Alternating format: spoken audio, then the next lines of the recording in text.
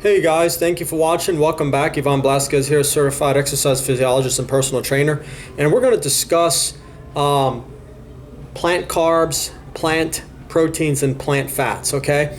I made a video previously on cracking the obesity code with a plant-based diet, the plant slant, okay? Now this is not a vegan diet. This is a highly plant-based diet. It can be a vegan diet. In fact, it'd be very easy to make it so. But that being said, let me just dive right in, okay? So first off, we're going to talk about the carbohydrates. And the reason why I'm making this video is because I didn't feel like I really kind of went in depth into the science of how a plant-based diet can help with obesity and losing weight, and for those who are overweight as well.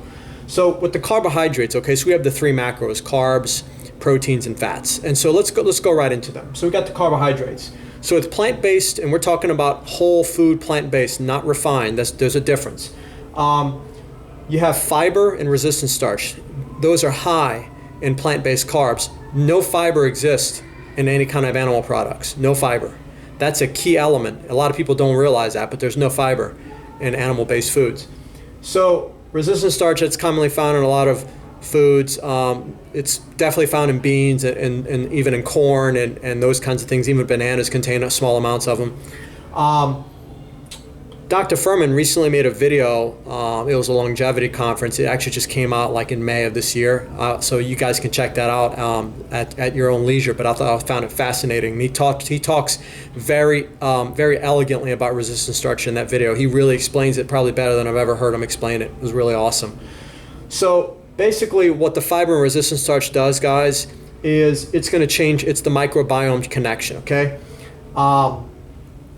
Now, the caveat corner to that is that if someone has a gut microbiome, for instance, there's been studies that have shown there's differences in the bacterial balance between obese and lean individuals. So obviously, we are what we eat in a sense, not just what we eat, but also what our gut bacteria eat also. Like we are what we eat, and our gut bacteria are what we eat as well. So basically, in a nutshell, what they found was that in lean individuals, they have a higher concentration of Bacteroidetes, which is bacteria that really thrives on fermentable and polysaccharides or carbohydrates, okay? So if you have someone who has a low amount of those, which obese people tend to have a higher amount of Firmicutes, and basically, Dr. Greger talks about an easy way to remember what that means is Bacteroidetes is bony bacteria, which is the lean bacteria, and Firmicutes is like the fat bacteria, okay, or the bacteria that kind of is, found in those who are overweight and so forth, and just their implications and so forth in our gut. But basically, the caveat is if someone is obese and overweight, they're going to have a low amount of Bacteroidetes, which can lead to having gas, bloating, digestive distress, and those kinds of things, right? Well, here's the thing, don't give up. And here's the science. First off, we can try easier digestible beans, such as lentils and those, so they're softer. Also, I heard like eating a slice of orange or some kind of citrus along with it helps. I think from like helps digest it better.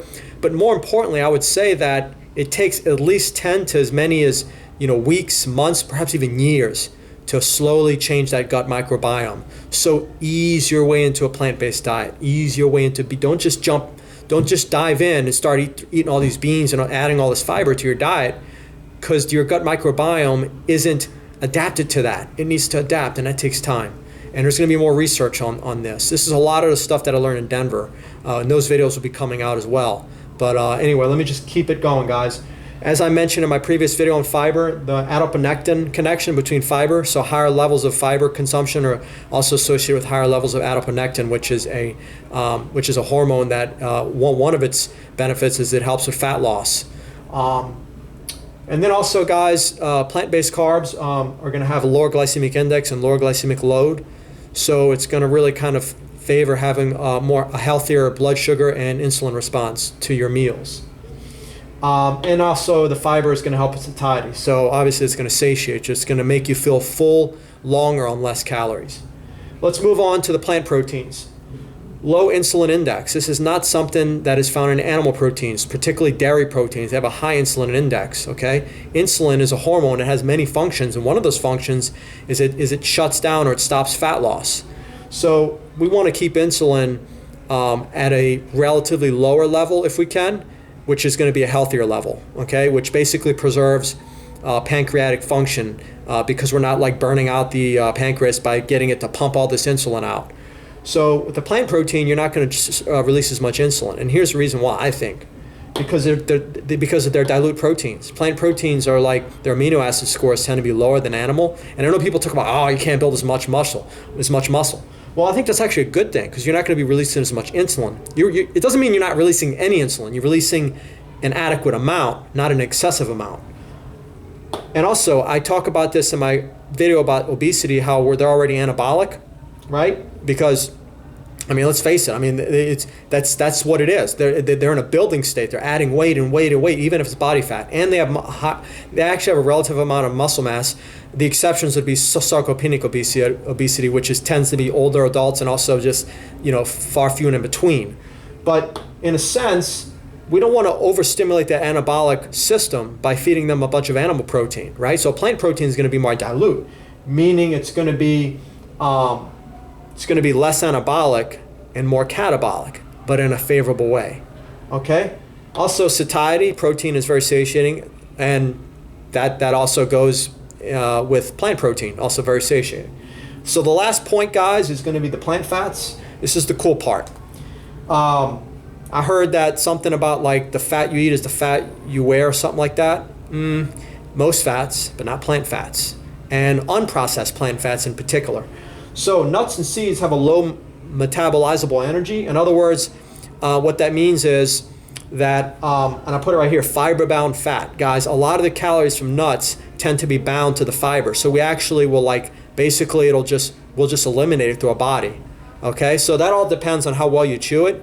But even if you chew it well enough, studies have shown that the amount of calories, like let's say like a serving of pistachios, 160 calories, that's actually more like 130 calories or 140.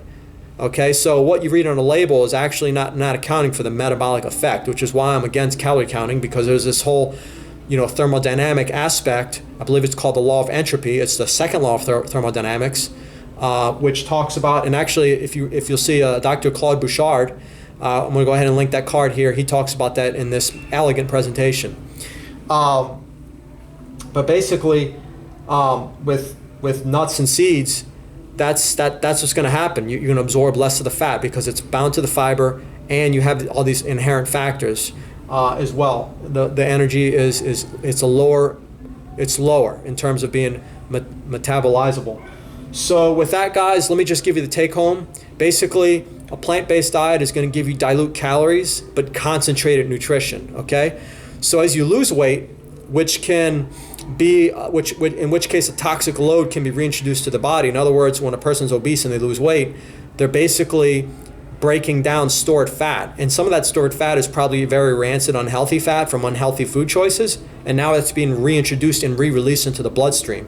That's going to stress the immune system. That's why a lot of people, when they lose weight, they tend to get run down and they'll get colds and sick. It's common, right?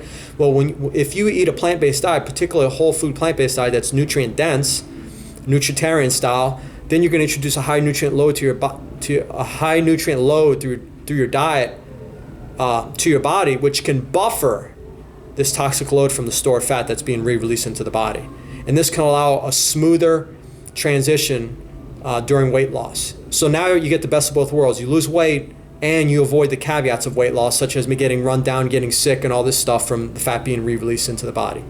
So with that, guys, so not only are you losing weight, you're also detoxifying as you're losing weight instead of just losing weight.